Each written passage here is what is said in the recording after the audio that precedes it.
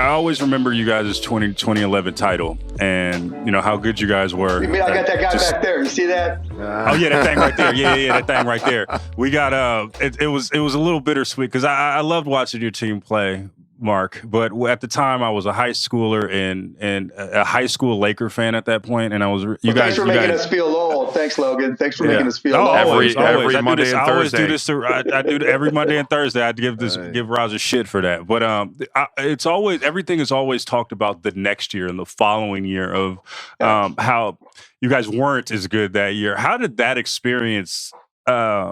How did that experience kind of help you in team building going forward? Was there a lesson learned there for you, or did you, if you could do that over, how do you feel you would have went about it if you would? That's a two-part question. Obviously we broke up the championship team, and a lot of people were upset, and so the thinking about it was a lockout year, right? Yeah. And we had an older team, and honestly, I didn't expect that I thought the whole season would be canceled.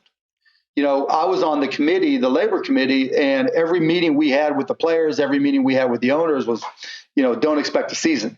Don't expect a season. Don't expect a season. And then all of a sudden we get a call, I remember getting an email like 3 a.m. Okay, we're having a season and it starts in like 3 weeks. And so here we were with an older team, and it takes a lot longer when you're 32, 33 years old, 35, 38 years old, like some of our guys, to prepare for a season. And, I knew at some point we were going to have to rebuild. And the thought process was, well, we're only going to have half a season. It's going to be near impossible for an older team to turn it around. And, everybody wanted a multi-year contract because, everybody wanted to be rewarded for winning the championship. And so it was a really, really hard decision. But I just felt that it was going to be tough for us to win this year anyway, simply because we were older. And two, we were going to be much older with guys on, 3-4 year contracts, and it was going to be hard to rebound from that. And so we thought, okay, we can be in a position to have cap room. We'd be able to go out and get somebody to come and play. And that part didn't work out. Is that still the mantra to winning right now, is cap space right now? Because I remember definitely during the 2010, 2011, it was just everybody, a race for cap space. We're going to just shell everyone out. We're going to trade them all. We're going to drop everybody just so we can have a chance to get free agents. And me and Rod talk about this all the time.